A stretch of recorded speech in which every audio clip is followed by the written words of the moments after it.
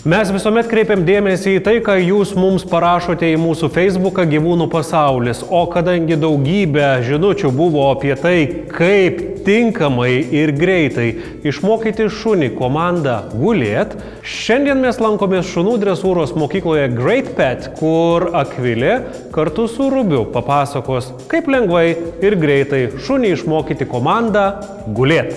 Yra 2 metodai, kurie gali jums padėti paguldyti šuniuką. Tai pats paprasčiausias ir dažniausiai matomas visokiose vadovėliuose. Tai yra iš sėdimos pozicijos laikome maistelį šuniukui palei nosį ir lėtai leidžiame šuns galvytę prie žemės ir turime tokį susilankščiusi zuikį puikį. Yes. Paskatiname šunį gulėjime. Yes. Ir nepagailėkite skanėstų. Nes dažniausiai kas nutinka, vienas šuo gauna skanėstą ir keliasi iš karto atsistoti. Kuo daugiau gaus jis gulimoj pozicijoje maisto, tuo mieliau jis ir gulsis. Neskubėkite, laikykite skanėstų šunį palei nosį ir lėtai leidžiame. Yes. Labai gerai.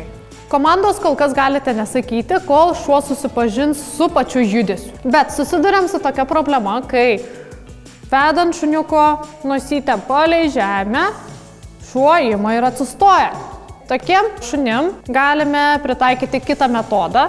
Lygiai taip pat reikia skanėstų palei nosį ir vietoj to, kad vesti šunį į priekį, mes vedame jo galvytę tarp priekinių kojų ir čia šiek tiek užlaužiu ranką, kad gautumėm jogos poziciją ir šuniukas gražiai susilanksto kaip stalas. Yes. Vedu maistelį tarp šuniuko kojų, šiek tiek užlaužiu ranką ir jeigu šuniukas išlaiko šitą poziciją per ilgai, šiek tiek galima padėti be jokio didelio spaudimo, truputuką kaip mygtuko paspaudimo padarau.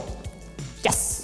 Labai gerai. Paprasta komanda, bet reikalauja nemažai dėmesio ir kantrybės. Dėkojame Akvilei, dėkojame Rubiui, dėkojame ir šunų mokyklai Great Pet. Na, o jeigu jūs, mielieji, turite daugiau klausimų, kaip išdresuoti savo šunį vieną ar kitą komandą, tai parašykite mums į mūsų Facebooką Gyvūnų pasaulis. Sėkmės pamokose.